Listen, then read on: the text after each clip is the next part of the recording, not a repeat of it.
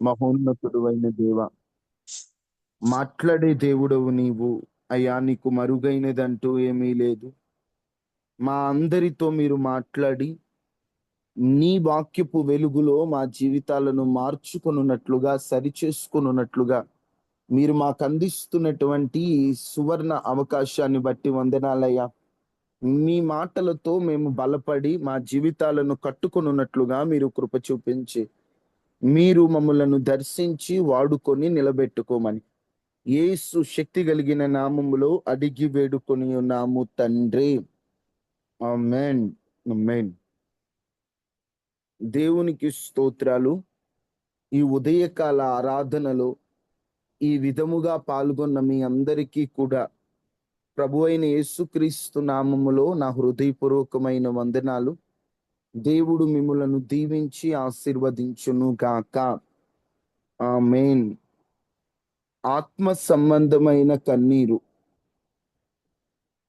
దేవుని సంఘములో సభ్యులుగా కన్నీటి ప్రార్థన ఏ ఏ అంశాల నిమిత్తం చేయాలో మీతో చెబుతూ ఉన్నాను. మొదటిగా, ఆకలితో అలమటిస్తూ ఆహారము లేని సహోదరుల కొరకు, ఆత్మీయ ఆహారము లేని, సత్తువ లేని సంఘాలు కొరకు అణుచుకోలేని దుఃఖముతో కన్నీటి ప్రార్థన చేయాలి. 2, మన వారి మీదకు వస్తున్న ఉగ్రతను ఆపుటకు, అడ్డుపడుటకు కన్నీటి ప్రార్థన చేయాలి. 3, పడిపోతున్న నాయకుల కొరకు కన్నీటి ప్రార్థన చేయాలి. 4, జరగబోయే నష్టాన్ని ముందుగా గ్రహించి దేశ ప్రజల క్రైస్తవ క్షేమం కొరకు కన్నీటి ప్రార్థన చేయాలి. 5, మిగిలిన శేషము కొరకు కన్నీటి ప్రార్థన చేయాలి. 6, ఫిలిప్పీలకు రాసినటువంటి పత్రిక, మనం లేఖన భాగాన్ని చదువుకున్నటువంటి ఆ ఫిలిప్పీ పత్రికలోనే 3:18, ఫిలిప్పీలకు రాసిన పత్రిక 3:18, అనేకులు క్రీస్తు శిలువ అనేకులు, కొందరు కాదండోయ్, అనేకులు క్రీస్తు శిలువకు క్రీస్తు శిలువకు శత్రువులుగా నడుచుకొనుచున్నారు. శత్రువులుగా నడుచుకొనుచున్నారు. వీరిని గూర్చి మీతో అనేక పర్యాయములు చెప్పినప్పుడును వీరి గూర్చి మీతో అనేక పర్యాయములు చెప్పి ఉన్నప్పుడును ఇప్పుడును ఏడ్చుచూ చెప్పుచున్నాను. చెప్పుచున్నాను. ఇక్కడ రాయబడినటువంటి మాట పౌలు గారు సంఘముతో చెబుతున్నాడు. అనేకులు క్రీస్తు శిలువకు శత్రువులైపోతున్నారు. అది మీకు ఎన్నోసార్లు చెప్పాను. ఏడుస్తూ ఇప్పుడు చెబుతున్నాను. ఎందుకు ఏడుస్తున్నారయ్యా పౌలు గారు అని అడిగితే, శిలువకు శత్రువులు ఎక్కువైపోతున్నారు, అనేకులు అలాగనే ఉన్నారు, అదే నా ఏడుపు, అదే నా కన్నీరు అంటున్నారు. దాని అర్థం ఏమిటంటే, వీరు క్రీస్తుకు వ్యతిరేకం కాదు, క్రీస్తు శిలువకు వ్యతిరేకం. శిలువ అంటే దేనికి సాదృశ్యం? శ్రమలకు సాదృశ్యం. వీరికి యేసుక్రీస్తు ఓకే, కానీ శిలువ మాత్రం వద్దు. ఈ రోజున చాలా మంది ఇలాగనే తయారయ్యారు. యేసు ప్రభు మాకు కావాలండి, యేసు ప్రభుని మేము నమ్ముతున్నామండి, యేసు ప్రభుని మేము అనుసరిస్తామండి, యేసు ప్రభు అంటే మాకు కూడా ప్రేమేనండి, కానీ యేసు ప్రభు నమ్ముకుంటే కష్టాలు వస్తాయని, యేసు ప్రభు నమ్ముకుంటే బాధలు బంధువులు అవుతాయని, యేసు ప్రభు నమ్ముకుంటే శ్రమలలో నలగాలని, ఇలాంటివి మాకు చెప్పొద్దు అంటున్నారు. ఈ రోజున ప్రజలు కూడా ఆశీర్వాదం ఆశీర్వాదం ఆశీర్వాదం ఆశీర్వాదం ఆశీర్వాదం, దీవెనలు దీవెనలు అని వాటి వెంట పరిగెడుతున్నారు, కానీ శ్రమ వెంట పరుగెత్తేవారు లేరు. మీరు అనుకోవచ్చు, బ్రదర్, శ్రమ వెంట ఎందుకు పరిగెత్తాలి? ఆశీర్వాదం కావాలి కదా. బైబిల్లో ఏ ఆశీర్వాదాన్ని అనుభవించాలన్నా, ఏ వాగ్దానాన్ని అనుభవించాలన్నా, ఒకటి, పరీక్షలో అయినా పాస్ అవ్వాలి. 2, అక్కడ దేవుడు చెప్పినటువంటి ఆజ్ఞను గైకొనాలి. 3, శ్రమలలో నలగొగొట్టబడాలి. ఈ 3 జరిగితేనే ఆశీర్వాదం. ఈ 3 జరగకుండా ఆశీర్వాదము రాదు. ఆశీర్వాదం అనుభవించాలంటే దానికి ముందు పరీక్ష అనుభవించాలి. మీకు అర్థమయ్యేటట్లు చెప్తాను. ఈ మధ్య కాలంలో డొంక తిరుగుడు ఎక్కువైపోతుంది. ఏదైనా జాబులు పొందాలంటే, నీకు నేను జాబ్ ఇస్తా, నాకు 10 లక్షలు కట్టు అంటున్నారు కొంతమంది. కొంతమంది యవనస్తులు ఏంటంటే, ఈ పరీక్షలు రాయడం, ఈ కష్టపడటం, ఇవన్నీ ఎందుకురా, ఆ డొంక తిరుగుల్లో వెళ్ళిపోదామని చెప్పి డబ్బులు కట్టేసి, ఆ డబ్బులు కట్టేసిన తర్వాత వీళ్ళు ఏం చేస్తున్నారంటే జాబు వస్తుందిలే అని ఎదురు చూస్తున్నారు. తీరా చాలా మందికి ఏమవుతుందంటే, డబ్బు అయితే కడుతున్నారు జాబు రావాలని, వారు ఎగ్జామ్ రాయకపోవడం వల్ల, వారు పాస్ అవ్వకపోవడం వల్ల వారికి జాబ్ రాలేదు. మేము 10 లక్షలు కట్టాం కదయ్యా అంటే, ఆ 10 లక్షలు తీసుకున్నోడు ఎక్కడికో జంప్ అయిపోతాడు. ఎందుకు ఈ మాట అంటున్నానంటే, ఇక్కడ జాబ్ రావాలని ఆశపడ్డాడు, తప్పు కాదు. కానీ దాని ముందు ఒక పద్ధతి ఉంది, దాని ముందు ఒక క్రమం ఉంది, దాని ముందు కొన్ని నియమ నిబంధనలు ఉన్నాయి. వాటిని ఏవీ లేకుండా డైరెక్ట్ గా జాబ్ కావాలనుకున్నాడు, తన దగ్గర ఉన్నది పోగొట్టుకున్నాడు. అలాగని క్రీస్తుని అనుసరిస్తున్న నీవు శ్రమలను కూడా నువ్వు అనుభవిస్తేనే నీకు ఆశీర్వాదం. ఈరోజు ఈ బోధలు పెరిగిపోతున్నాయి. శ్రమలు లేవు, కష్టాలు లేవు, యేసు ప్రభు నమ్ముకుంటే శ్రమలు ఉండవు అని చెప్పడం అబద్ధం. యేసు ప్రభు నమ్ముకుంటే కష్టాలు ఉండవని చెప్పడం అబద్ధం. అలా అంటే శ్రమల్లో ఉండాలా, కష్టాల్లో ఉండాలా? శ్రమలు ఉంటాయి, కష్టాలు ఉంటాయి, కన్నీటి పరిస్థితులు ఉంటాయి. కానీ వాటన్నిటి నుండి దేవుడు విడిపిస్తాడు, వాటన్నిటి నుండి దేవుడు మార్గాన్ని తెరుస్తాడు, వాటిలో నుండి దేవుడు బయటకు తీసుకొస్తాడు. శ్రమ ద్వారా పాఠం నేర్పిస్తాడు, శ్రమ ద్వారా అనుభవం నేర్పిస్తాడు, శ్రమ ద్వారా ఎవరేంటో పరిస్థితులు ఏంటో నేర్పిస్తాడు. శ్రమలో నుండి నేర్చుకునేటువంటి పాఠాలు అవి సుఖాల బలిమిలో నేర్చుకోలేము. కొన్ని శ్రమల ద్వారానే నేర్చుకుంటాం. మనుషుల యొక్క అంతరంగ స్వభావాలు తెలియాలంటే శ్రమలే. సుఖంలో ఉన్నప్పుడు అందరూ తోడుంటారు, ఎవరి మనసు ఎలాంటిదో ఎలా అర్థమవుతుంది? అదే శ్రమలో ఉండు, అదే ఇబ్బందిలో ఉండు, ఎవరి మనసు ఎలాంటిదో, ఎవరి బుద్ధి ఎలాంటిదో శ్రమలో బయటపడుతుంది. అందుకని శ్రమను వ్యతిరేకించే వారిగా మనము ఉన్నామేమో, అందుకే దైవజనుడు ఏడుస్తున్నాడు. మనం కూడా కన్నీటి ప్రార్థన చేయాలయ్యా. ఈ రోజుల్లో సంఘంలో తప్పుడు బోధలు పెరిగిపోతున్నాయి. నువ్వు ఎలా అయినా ఉండు, దేవుడు నిన్ను దీవిచ్చేస్తాడు అంటున్నారు. అలా ఎప్పుడు బైబిల్లో లేదండి. నీ బ్రతుకు మారితేనే దీవెన వస్తుంది, నీ జీవితంలో మార్పులు వస్తేనే దీవెన ఆశీర్వాదం వస్తుంది. అవేమీ లేకుండా దీవెన రాదు. ఈరోజు ఈ శ్రమకు శత్రువులు అయిపోతున్నారు. అందుకే ఏడుస్తూ చెప్తూ ఏమంటున్నాడో తెలుసా? శ్రమ పడటం మనుషులకు ఎంత కష్టమవుతుందంటే, అక్కడ ఫిలిప్పి 3:19లో, నాశనమే వారి అంతము, వారి కడుపే వారి దేవుడు, వారు తాము సిగ్గుపడవలసిన సంగతులు ఎందు అతిశయపడుచున్నారు, భూ సంబంధమైన వాటి ఎందే మనసుంచుచున్నారు. కొంతమంది మాకు క్రీస్తు సిలువ వద్దు అనేటువంటి వారు, శ్రమలు వద్దు అనేవారు, నాశనమే వారి అంతము. అమ్మో, యేసు ప్రభు నమ్ముకుంటే కష్టాలు ఎక్కువ అవుతాయి, మేము నమ్ముకో అంటే ఏమవుద్దట? నాశనమే వారి అంతము. కొంతమందికి వారి కడుపే వారి దేవుడు. ఎవరట దేవుడు? కడుపే దేవుడు. ఒక్క పూట కూడా ఉపవాసం ఉండటం చేతగాని మనం మన కడుపే దేవుడు అనడంలో తప్పేముంది? అంటే వీళ్ళకి తిండే దేవుడిక, నిజమైన దేవుడు దేవుడు కాదు వీళ్ళకి. వీళ్ళ కడుపే వీరి దేవుడు, ఆ తరువాత వీరి కడుపే వీరి దేవుడు, నాశనమే వీరి అంతము, వారు తాము సిగ్గుపడవలసిన సంగతుల యందు అతిశయపడుచున్నారు. ఇలాంటి వాళ్ళ కోసం కన్నీటి ప్రార్థన చేయాలి.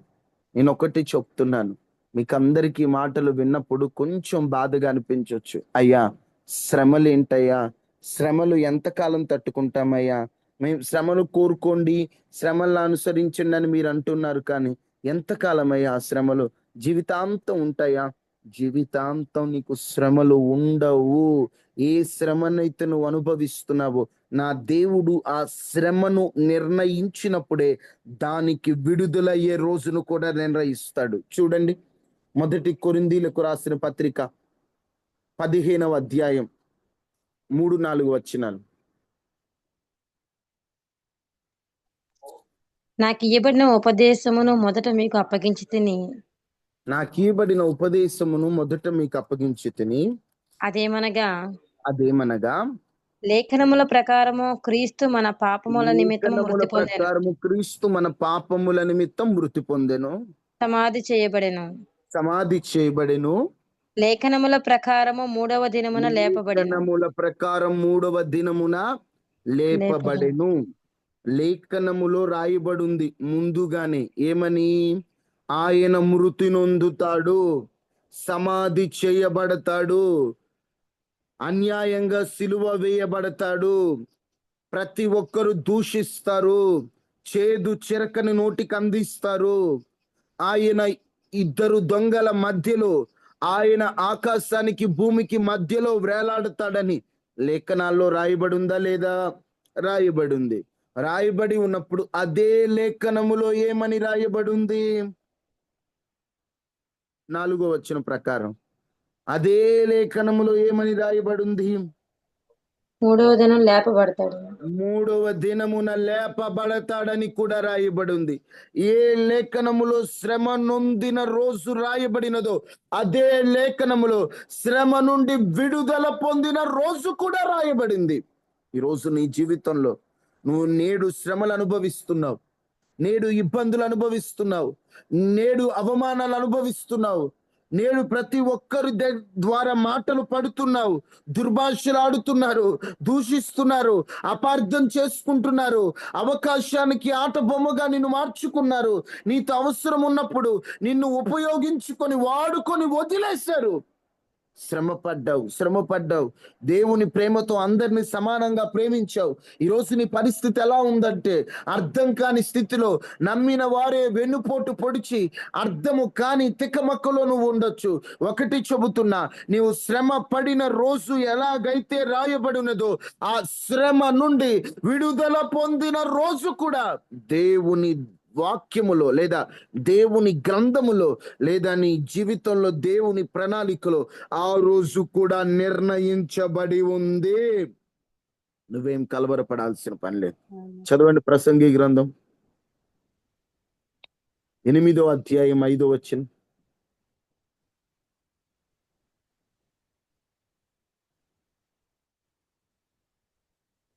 ప్రసంగి గ్రంథం 8వ అధ్యాయం 5వ వచనం. ధర్మమును ఆచరించు వారికి కీడేమియు సంభవింపదు, సమయము వచ్చిననియు న్యాయము జరుగుననియు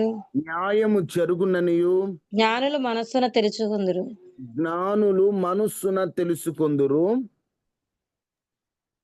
ప్రతి సంగతిని విమర్శించు సమయమును ఏర్పడి ఉన్నది. లేని ఎడల మనుషులు చేయు కీడు బహుభారమగును. ధర్మమును ఆచరించు వారికి ఏది ధర్మము, ఏది న్యాయము? దేవుని వాక్యమే ధర్మం. ఈ వాక్యాన్ని ఆచరించు వారికి ఏ కీడు సంభవింపదు. ఇప్పుడు శ్రమలు అనుభవిస్తున్నా, ఇప్పుడు ఎన్ని రకాలైనటువంటి ఇబ్బందులు అనుభవిస్తున్నా, కీడైతే దరిచేరదు. ఏ కీడుని దేవుడు దరిచేరనివ్వకుండా సమయము వచ్చుననియో న్యాయము జరుగుననియో జ్ఞానిగా నీవు మనస్సున తెలుసుకోవాలి.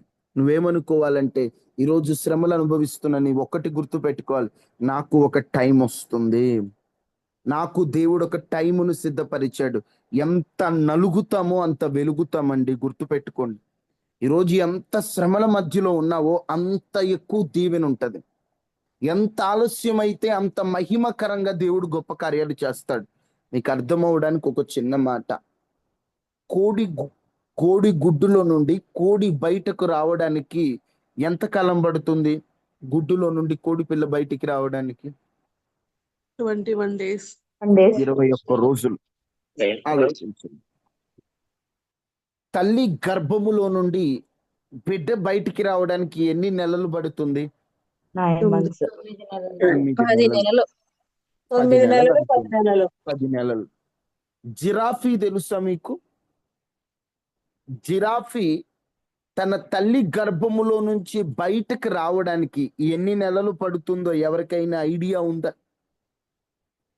13 నెలలు పడుతుంది. 13 నెలలు. జిరాఫీ తల్లి గర్భములో నుండి బయటకు రావడానికి 13 నెలలు. ఏనుగు తల్లి 2 గర్భం సంవత్సరాలు. బయటకు రావడానికి ఎన్నాళ్ళు పడుతుందో ఎవరికైనా తెలుసా? 2 సంవత్సరాలు brother. 2 సంవత్సరం 2 సంవత్సరాలు. దాదాపు 21, 22 నెలలు. నాదొక చిన్న డౌట్. 21 రోజులకి బయటికి వచ్చే కోడి పిల్ల సైజ్ ఎక్కువ, 2 సంవత్సరాలకి బయటికి వచ్చే ఏనుగు సైజ్ ఎక్కువ? ఏనుగు సైజ్ ఎక్కువ. ఏనుగు సైజే ఎక్కువ. ఎందుకు? ఒక మాటలో చెప్పాలంటే, నువ్వు ఎంత పరీక్షింపబడతావో, ఎంత నలుగుతావో, నా దేవుడు అంత గొప్ప దీవెన నీ కొరకు సిద్ధపరిచుంచాడు. ఎంత నలుగుతావో. ఈరోజు నలగొట్టబడుతున్న నీవు జీవితాంతం ఇలానే నలగొట్టబడుతూ ఉండవు. నీకంటూ విడుదల వచ్చే రోజు ఒక రోజు ఉంది. ఈ కోడి గుడ్డులో ఆ కోడి లోపల ఉన్నప్పుడు అనుకోవచ్చు, ఏంటి నా జీవితం ఇలా ఉంది, బయటికి రావడానికి లేదా అనుకోవచ్చు. 21 రోజులు అవ్వంగానే అది బయటకు వచ్చేస్తుంది. అప్పుడు అది కొత్త ప్రపంచాన్ని చూస్తుంది. తల్లి గర్భములో బిడ్డ 9 నెలల లోపు ఇదే నా ప్రపంచం అనుకుంటారు. బయటకు వచ్చాక అసలు ప్రపంచం అర్థమవుతుంది. ఈరోజు నువ్వు శ్రమల మధ్యలో ఉన్నావు, మరుగైపోయి ఉన్నావు. నువ్వు తల్లి గర్భములో ఉన్నటువంటి బిడ్డ వలె లోపల ఉన్నావు. నీకంటూ విడుదల వచ్చే రోజు ఒక రోజు ఉన్నది. ఎంత నలగొట్టబడుతున్నావో అంత గొప్ప దీవెన దేవుడు నీ కొరకు దాచి ఉంచాడు. అందుకని బైబిల్ ఒక మాట రాయబడి ఉంటుంది. రోమీలకు రాసిన పత్రిక ప్రతి ఒక్కరు మీ బైబిల్ తెరిచి ఈ మాటలన్నీ గుర్తుపెట్టుకోవాలి. 8వ అధ్యాయం 18వ వచనం. మన ఎడల ప్రత్యక్షము కాబోవు మన మహిమ ఎడల ప్రత్యక్షము కాబోవు మహిమ ఎదుట ఇప్పటి కాలపు శ్రమలు ఎన్న తగినవి కావని శ్రమ ఎంచుచున్నాను. హలో, ఒక రోజు ఒక మహిమను చూడబోతున్నావు. ఆ పొందబోవు మహిమ ఎదుట ఇప్పుడు అనుభవిస్తున్న శ్రమలు అసలు లెక్కే కాదు. మనం శ్రమల్లో ఉన్నప్పుడు అనుభవిస్తున్న శ్రమల వైపు దృష్టి పెట్టొద్దు. ఆ శ్రమల తర్వాత దేవుడు ఇచ్చే మహిమ దృష్టి పెట్టండి. నా దేవుడి శ్రమల తర్వాత నాకు గొప్ప ఆశీర్వాదం ఇవ్వబోతున్నాడు. నా దేవుడి శ్రమల తరువాత నన్ను ఒక ఉన్నత స్థాయిలో నిలబెట్టబోతున్నాడని ఆ పొందబోవు మహిమ ఎదుట మీ దృష్టి పెట్టండి. ఆ మహిమ మీద మన దృష్టి ఉంటే ఇప్పుడు శ్రమలను మనం పట్టించుకో. అందుకనే ఈ మాటలను ఆధారం చేసుకుని మన పాటలో ఆ మాటలు రాసాం. అందరం పాడుతాం కదా. పొందబోవు ఆ మహిమ ఎదుటనే శ్రమలు ఏవిక పనికి రావని ప్రేమతో నీకై నే నలగనా, ఎంత నలుగునో అంత వెలుగునని జీవితమంతా నీ సాక్షిగా సహనముతో ఈ శ్రమలని సహించనా. పొందబోవు మహిమ ఎదుట శ్రమలు ఏవి పనికిరావని ఎంత నలుగునో అంత వెలుగుతామండి. ఈరోజు శ్రమలు వద్దనొద్దు. అందుకని ఏడుస్తూ చెప్తున్నాడు, బాబు శ్రమలు వద్దనొద్దయ్యా. చాలా మంది క్రీస్తు సిలువకు వ్యతిరేకంగా ఉన్నారు. వారి కడుపే వారి దేవుడు, నాశనమే వారి అంతం. మీరు అలా ఉండొద్దు. శ్రమలను వద్దనొద్దని ఎందుకు అంత బాధపడుతున్నాడు? ఏంది పౌలు గారు, వాళ్ళు శ్రమలు అనుభవించాలని నీకేంటంత అంటే, శ్రమలు ఎంత ఉంటాయో మహిమ అంత ఉంటది. అందుకేనయ్యా నా ఏడుపు. శ్రమలు కాస్త ఓపికతో అనుభవించండి, శ్రమలలో నిరీక్షణ కలిగి ఉండండి. రోమా 12:12 ఉంటది, నిరీక్షణ గలవారై సంతోషించుచు, శ్రమ యందు ఓర్పు గలవారై, ప్రార్థన యందు పట్టుదల కలిగి ఉండండి, శ్రమల యందు ఓర్పు కలిగి ఉండండి, నిరీక్షణ కలిగి ఉండండి. శ్రమలకు భయపడొద్దు. ఎందుకంటే ఇప్పుడు ఎంత శ్రమలు అనుభవింపబడుతున్నారో అంత గొప్ప దీవెన, అంత గొప్ప ఆశీర్వాదం ఉంది. అందుకని దేవుని చిత్తం కూడా అదే. పేతురు రాసిన మొదటి పత్రిక 3:17 ఉంటది. పేతురు రాసిన మొదటి పత్రిక 3:17, దేవుడి చిత్తం అలాగున్న ఎడల కీడు చేసి శ్రమపడుట కంటే మేలు చేసి శ్రమపడుటే బహు మంచిది. ఈ మాట భలే విచిత్రంగా ఉంటది. కీడు చేసి శ్రమపడుట కంటే మేలు చేసి శ్రమపడుటయే బహు మంచిదంట. ఈరోజు చాలా మంది మేలు చేసి బాధలు పడుతున్నారు. అది కూడా మంచిదేనట, అది కూడా దేవుని చిత్తంలో భాగమేనట. కీడు చేసి శ్రమ పడటం అంటే ఎవరినైనా అన్యాయం చేసి జైలుకు పోవటం, ఎవరినైనా అన్యాయం చేసి మాటలు పడటం అంటే అది ఏముంది, అది నార్మలే. కానీ మేలు చేసి శ్రమ పడితే భలే మంచిదట. ఈరోజు శ్రమల మధ్యలో నువ్వు ఉన్నావేమో, శ్రమల గందరగోళములో నువ్వు ఉన్నావేమో. మీరు భయపడొద్దు శ్రమలకి. నా దేవుడు ఇప్పుడు ఎంత శ్రమలు అనుభవిస్తున్నారో దానికి తగిన బహుమానాన్ని ఆల్రెడీ రెడీ చేస్తున్నాడు. శ్రమ ఉన్నది ఎంత నిజమో, విడుదల పొందే రోజు ఉన్నది అంతే నిజం. ఈరోజు బాధపడుతున్నది ఎంత నిజమో, ఈరోజు నలుగుతున్నది ఎంత నిజమో, వెలిగే రోజు అంతే నిజం. ఈరోజు అవమానింపబడుతున్నది ఎంత నిజమో, రేపు అభిమానించబడేది అంతే నిజం. ఈరోజు నవ్వుల పాలవుతున్నది ఎంత నిజమో, రేపటి రోజున నా అనుకున్న వారి ఎదుటే నీవు సింహాసనం ఎక్కడము కూడా అంతే నిజం. ఈరోజు శ్రమల మధ్యలో, కన్నీటి మధ్యలో, ఒంటరి పోరాటంలో అర్థం చేసుకునే వారు లేక నిన్ను ఆట వస్తువుగా మార్చి, నిన్ను లోకానికి ఒక ఆట బొమ్మగా మార్చి నీ గురించి దుర్భాషలాడుతున్నా భయపడొద్దు. ఇది దేవుడు నిన్ను శ్రమకు అప్పగించిన కాలం. నీకంటూ ఒక రోజు వస్తుంది.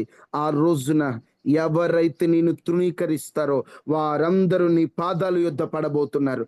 ఒక టైం ఉంటది. ఆ టైంలో ఎవరేమన్నా మనం సైలెంట్ గా ఉండాలి. ప్రతి ఒక్కరికి మనం జవాబులు ఇవ్వాల్సిన అవసరం లేదు. ప్రతి ఒక్కరికి నేను మంచోని, నేను మంచిదాన్ని నిరూపించుకోవాల్సిన అవసరం లేదు. నువ్వేంటో దేవునికి తెలుసు, నీ మనస్సు ఏంటో దేవునికి తెలుసు. నువ్వు దేవుని ఎదుట నమ్మకస్తునిగా ఉన్నావు, నువ్వు దేవుని ఎదుట నమ్మకస్తురాలిగా ఉన్నావు. నిన్ను చెడు చేద్దామని ఎంతో మంది ఎన్నో ప్రచారాలు చేస్తున్నారు. అవి విన్నప్పుడు నువ్వు బాధపడుతున్నావు. అదేంటి నా గురించి ఇలా మాట్లాడుతున్నారు, నేను ఇలాంటి దాన్ని కాదు, నేను ఇలాంటి వాడిని కాదు, ఎందుకు అంటున్నారు నన్ను, ఇలాంటి మాటలు ఎందుకు అంటున్నారని వాళ్ళ దగ్గరికి వెళ్ళి నువ్వు అడిగినా, ఇప్పుడు నిన్ను తప్పు మాట్లాడిన వాళ్ళు నువ్వు అడిగినంత మాత్రం నటిస్తారు, కానీ వాళ్ళ అసలు స్వభావం అలానే ఉంటది కదా. నేను అంటాను, ప్రతి ఒక్కరి దగ్గరికి వెళ్ళి అడిగి నీ విలువను తగ్గించుకోవద్దు. ఏనుగెళ్తున్నప్పుడు కుక్కలు మొరుగుతుంటాయి, ఏనుగు ఆగి కుక్కలకు సమాధానం చెప్పదు, అది పట్టించుకోకుండా వెళ్ళిపోతుంది. నువ్వు మురిగే కుక్కలను పట్టించుకోవద్దు. నీవు దేవుని వైపు చూస్తూ శ్రమల మధ్యలో నేనున్నా, నాకంటూ విడుదల రోజు ఒక రోజు ఉందని సాగిపో. ఆగిపోవద్దు. మనుషుల మాటలని, ఆ శ్రమలను బట్టి ఆగిపోవద్దు. లోక శ్రమలను బట్టి ఆగిపోవద్దు. అనారోగ్య శ్రమలను బట్టి ఆగిపోవద్దు. నీ పైన ఆగొద్దు, నీ సేవ ఆపొద్దు, నీ పనులు ఆపొద్దు, నీ పరిచర్య ఆపొద్దు, నీ ఉద్యోగ ప్రయత్నాలు ఆపొద్దు, నీ జీవితంలో ఏది ఆపొద్దు, నీ వ్యాపార ప్రయత్నాలు ఆపొద్దు. మనుషుల వైపు చూడొద్దు. ఈ రోజు నువ్వు శ్రమ అనుభవిస్తున్నది ఎంత నిజమో మరలా చెప్తున్నా. నేను దేవుడు హెచ్చించే రోజు అంతే నిజం. యోసేపు చెరసాలకు వెళ్ళింది ఎంత నిజమో, ఆయన సింహాసనం ఎక్కింది అంతే నిజం. దావీదు దాక్కొని అవమానాలు పడింది ఎంత నిజమో, దావీదు సింహాసనం ఎక్కి పరిపాలించింది అంతే నిజం. హన్నా ఏడ్చింది ఎంత నిజమో, హన్నా కన్నీటిని తుడిచింది కూడా అంతే నిజం. ఎలిజబెత్ బాధపడింది ఎంత నిజమో, ఎలిజబెత్ బాధని దేవుడు తుడిచింది కూడా అంతే నిజం. ఏలియా అవమానింపబడి ఏలియా నవ్వుల పాలైంది ఎంత నిజమో, దేవుడు ఏలియాని మరణం లేకుండా పరలోకమునకు తీసుకువెళ్ళినది కూడా అంతే నిజం. ఈరోజు నువ్వు బాధపడుతున్నావు, నువ్వు వేదన చెందుతున్నావు. వద్దు నాకు శ్రమలో నేను దేవుడికి దూరంగా ఉంటాను అనొద్దు.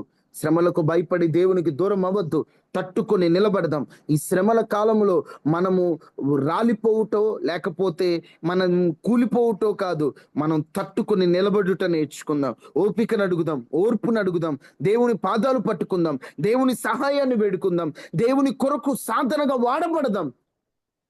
మనం నీతి నిమిత్తమై శ్రమలు అనుభవిస్తున్నాం, పాపం చేసి కాదు, ప్రభు కొరకు బ్రతుకుతూ లోకానికి అపార్థమై శ్రమలు అనుభవిస్తున్నాం.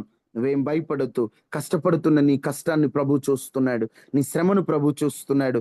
అందుకే పౌలు గారు ఏడుస్తూ చెప్తున్నాడు, సిలువుకి శత్రువులు అవ్వద్దు. వద్దు, మనం శ్రమలకు శత్రువులు కావద్దు.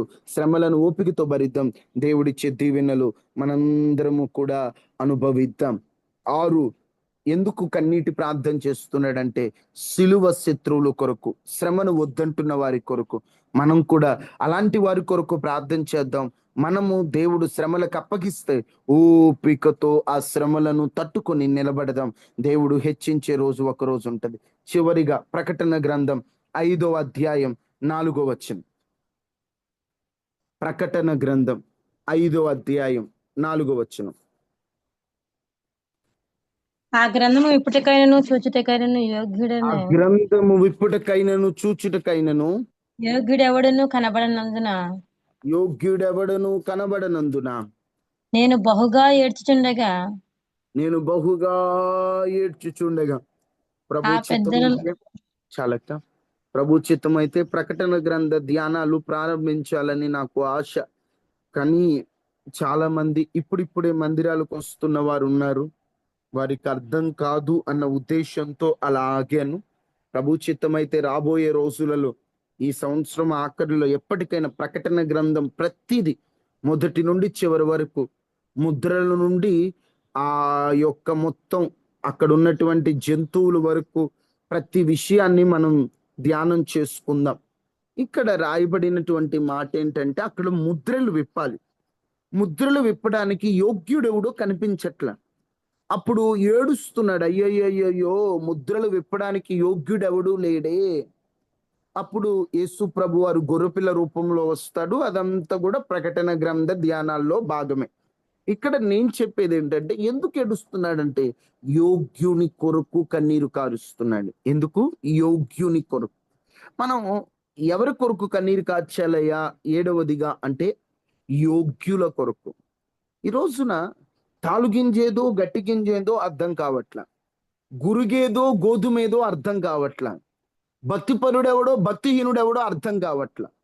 నిజముగా యోగ్యులైన వారు, పిలుపును పొంది దేవుని పని చేసేవారు, దేవునికి ఇష్టంగా ఉండేటువంటి యోగ్యులు చాలా కరువైపోతున్నారు. అలాంటి వారి కొరకు ఏడుద్దాం. యోగ్యుల కొరకు, యోగ్యమైన దైవజనుల కొరకు, యోగ్యమైన పరిచారకుల కొరకు. ఆనాటి కాలంలో కొందరు దైవజనులే దేశానికి ప్రపంచానికి సువార్త ప్రకటిస్తే, ఈరోజు వీధికి ఒక దైవజనుడు, ఊరికి 100 మంది దైవజనులు ఉన్నారు. కానీ రాష్ట్ర పరిస్థితులు, దేశ పరిస్థితులు రోజు రోజుకి మరింత క్లిష్టంగా, కష్టంగా మారిపోతున్నాయి. కారణం యోగ్యులైన వారు తక్కువైపోతున్నారు. పనివారు విస్తారంగా కావాలి, ఉన్నారు, నటించే పనులు ఎక్కువ, కష్టపడే పనివారు తక్కువ. యోగ్యుల కొరకు ప్రార్థన చేయండి. భారతదేశంలో ఇంకా యవన దైవజనుల అవసరం, యవన సేవకులు అవసరం. ఎందుకంటే ఒక మాటలో చెప్పాలంటే వృద్ధులు ఒక వయసు వరకే కష్టపడగలరు, యవనస్తులకి ఇప్పుడు బలం ఉంటది. యవన దైవజనులు అవసరం, యవనస్తులు.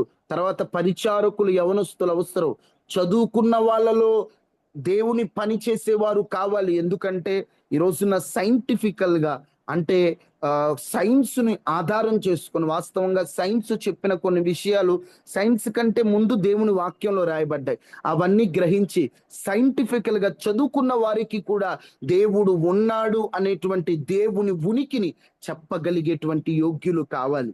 అందరూ చదువుకున్న వాళ్ళలో నుంచి కావాలి, చదువు లేని వారిలో నుంచి కావాలి. అసలు ఫైనల్ గా యోగ్యుల కొరకు కన్నీరు కార్చి ప్రార్థన చేయాలి. అయ్యా యోగ్యులు కావాలయ్యా, పరిచారకులు కావాలయ్యా, నిజంగా నీ కొరకు పనిచేసే వాళ్ళు కావాలయ్యా, నమ్మకస్తులు కావాలయ్యా. ఈరోజు ఎక్కడున్నారు పరిచర్యలో నమ్మకస్తులు? చాలా తక్కువైపోతున్నారు. నమ్మకస్తుల కొరకు కన్నీరు కార్చి ప్రార్థన చేయాలి.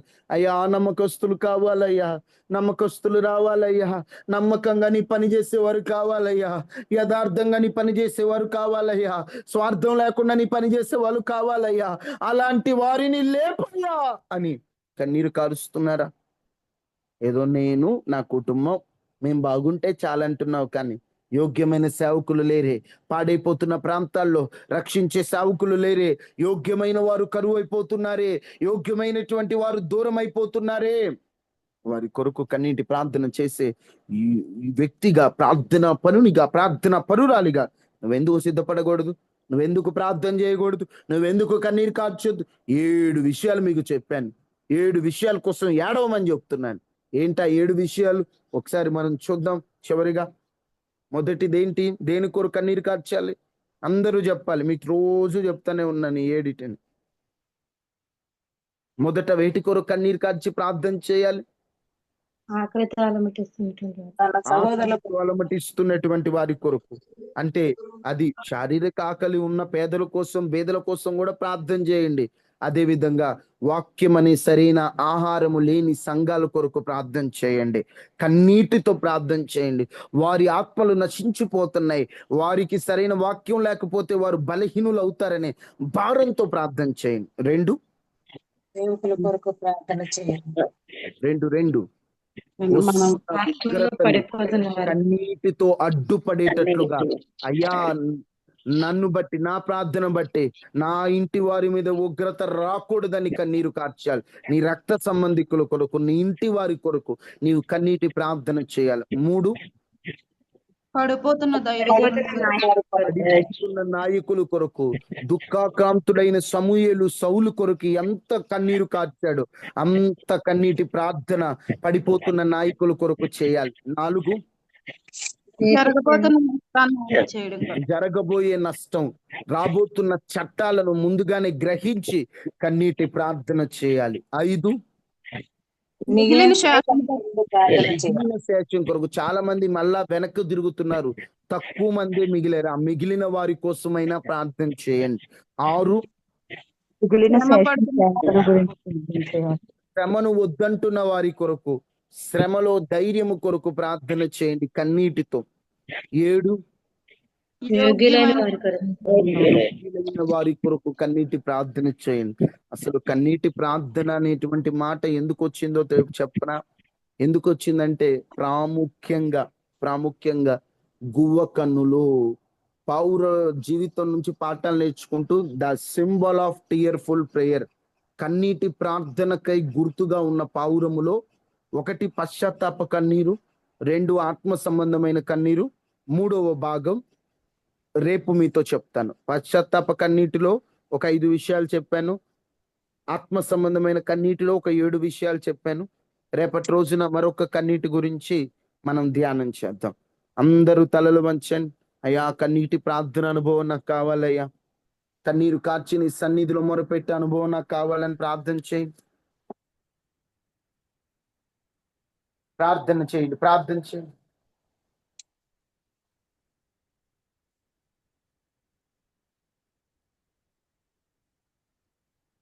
ప్రార్థన. మహాపరిశుద్ధుడా, మహోన్నతుడు అయిన దేవ, కృపాసత్య సంపూర్ణుడానికి వందనాలు. కన్నీటి ప్రార్థన అనుభవంలో శ్రమలు వద్దంటున్న వారి కొరకు, మేము శ్రమల్లో నిలబడుట కొరకు కన్నీటితో ప్రార్థన చేయాలి. ఎంత నలుగుతామో అంత వెలుగుతాం, ఎంతకాలం ఇబ్బంది పడతామో అంతకు మించిన దీవెనిస్తాం. అయ్యా మేము అవన్నీ గ్రహించినట్లుగా సహాయం చేయమని, మీరు మా కన్నీటిని తొడవగలిగినటువంటి దేవుడయ్యా, నీ పిల్లల జీవితంలో గొప్ప కార్యం చేయమని. అనారోగ్యంతో ఉన్న వారికి స్వస్థత ఇవ్వండి, ఆర్థికంగా ఇబ్బందుల్లో ఉన్న వారికి సహాయం చేయండి, మానసికంగా ధైర్యం లేని వారికి ధైర్యాన్ని ఇవ్వండి. ప్రతి ఇంటి చుట్టూ కంచి వేయండి. వైరస్లు, అనారోగ్యాల నుండి నీ పిల్లలు మీరు విడిపించండి. సహాయకునిగా మీరు నీ పిల్లలకు మీరు ఉండండి. నీ పిల్లలకు ధైర్యాన్ని ఇచ్చి బాహు చాపి బలపరచండి. శక్తితో నింపండి, బలముతో నింపండి, ఆత్మతో నింపండి. నీ పిల్లలకు ధైర్యాన్ని మీరు అనుగ్రహించి నీ కృప చూపించమని, సహాయం చేయమని. అయా చేయబోతున్న పనులలో మీరు తోడుగా ఉండండి. శక్తితో నింపండి, బలముతో నింపండి, ఆరోగ్యంతో నింపండి. నీ పిల్లలకి ప్రభువా తండ్రి మంచి బలాన్ని మీరు ఇవ్వండి. చేతి పనుల్లో తోడుగా ఉండి ఇంటి చుట్టూ కంచె వేసి వైరస్సులు తప్పించి వాక్య ప్రకారం జీవించినట్లు సహాయం చేయమని యేసు నామములో అడిగి వేడుకొని ఉన్నాము తండ్రి. ఆమేన్. ఆమేన్. తండ్రి అయిన దేవుని ప్రేమ, కుమారుడైన యేసుక్రీస్తు వారి కృప, పరిశుద్ధాత్మ అన్యోన్య సహవాసం మనకి మన కుటుంబాలకు ఎల్లప్పుడూ ప్రభు కృప తోడయుండును గాక. ఆమేన్. ఆమేన్. వందనాలయ్యా. అందరికీ అందరికీ వందనాలమ్మా. వందనాలు.